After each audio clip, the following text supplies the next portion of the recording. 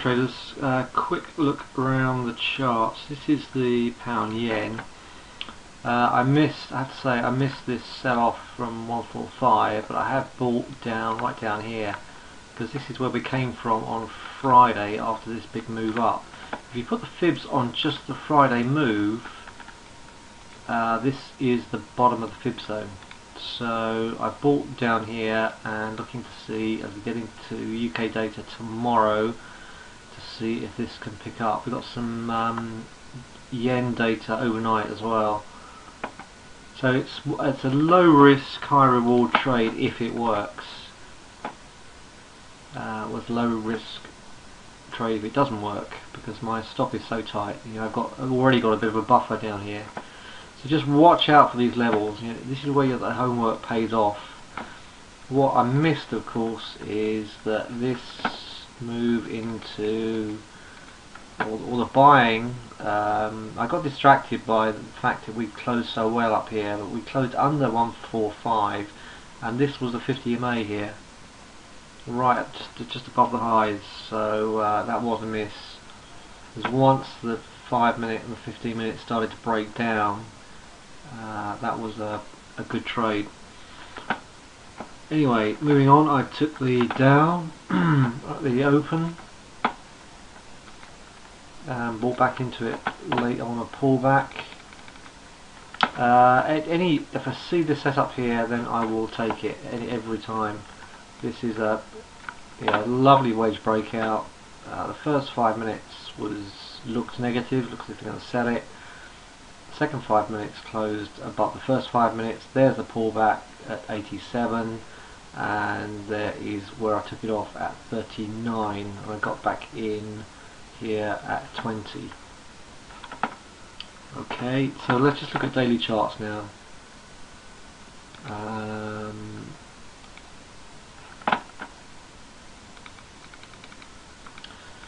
So finally we get some kind of breakout. We're in the last hour here. We've got 50 minutes before we close, and just waiting to see if that can close higher.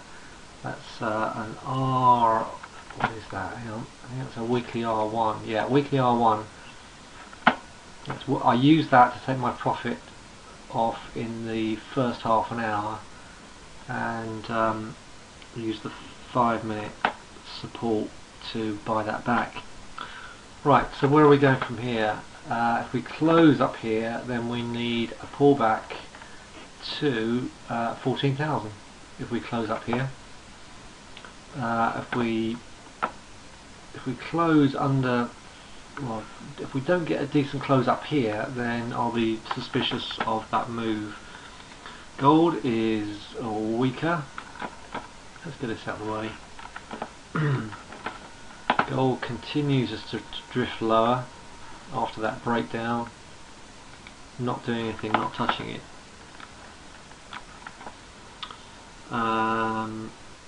This is the daily in the pound yen.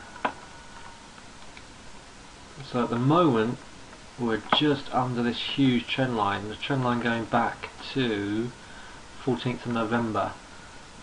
So I'd need a decent close in the beginning of the Asian period to pick up, to get a bit of a bottoming tail on that one, and we're going to need to form at least a stopping bar tomorrow to have any hope of getting back off. There's monthly pivots down here at 143.50, which is where we came from on Friday.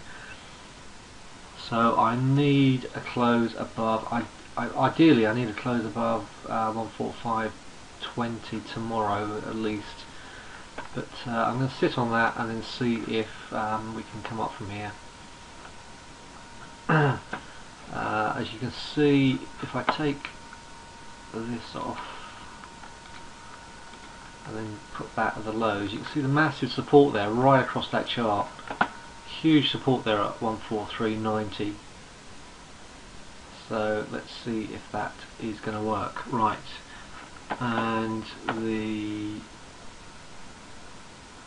US dollar Swissy is sideways to weak. US dollar CAD as a reversal bar with high RSI, not extreme RSI, and that is beginning to really weaken. So that's good for the pound pairs. Actually, I can see from this yen has already come up. It's really beginning to get a bit of a momentum going up here. Right, pound US continues to get sold off. That 155 was sold today, came down to 154. Again, that's another miss for me. Best thing I could have done today was not to trade the Euro session, but just trade the US session, which until the US got their desks, because I did okay today. You got a couple of moves out of the Dow, and did okay, but could have done a whole heap better if I had just waited patiently to get short in the afternoon. Okay, so that's very extreme RSI now. I'll just leave that. Tomorrow when the data comes out, if I see a 60-minute setup, particularly 154.75, 145.75 is the resistance area in the 60-minute chart, and it's today's daily pivot. So I would mark that down. In fact, let's mark that down now. 145.75. So it's a retest of yesterday's doji.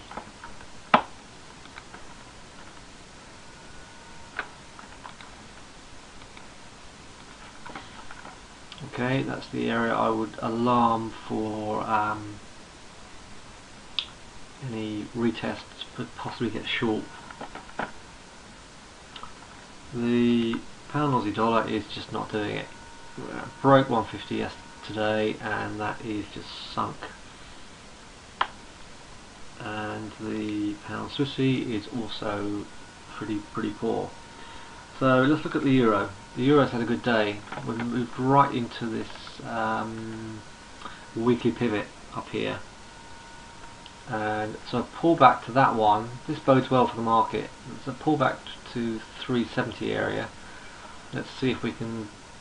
We've got massive resistance to 134.25, which I should have alarmed, and for some reason I haven't, so I will re-alarm that.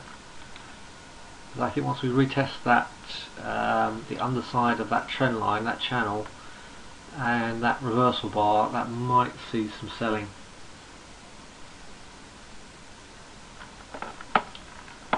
The Aussie US has had a great day as well off the back of that hammerlight bar yesterday.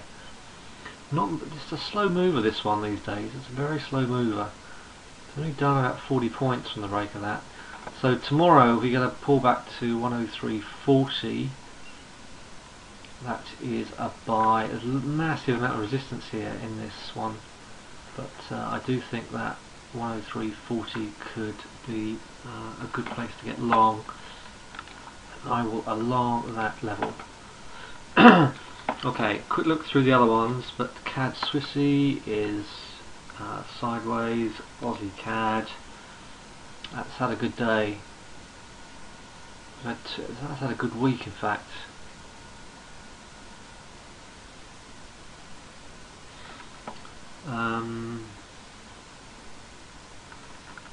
Euro CAD's been pretty good as well. That's had a great day as well. So that one's good for a pullback on 135 if you can get that. Okay, so a quick look at the Dow is picking up as I speak.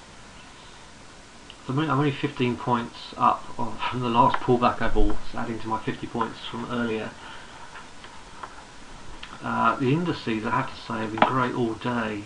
I'd have done a lot better if I just focused on the indices this morning, because that had a great open. Yeah, the first 5-minute bar of the open was very powerful, and that sowed the seed for a pretty strong day. Okay, I hope that helps, and see you at the next update.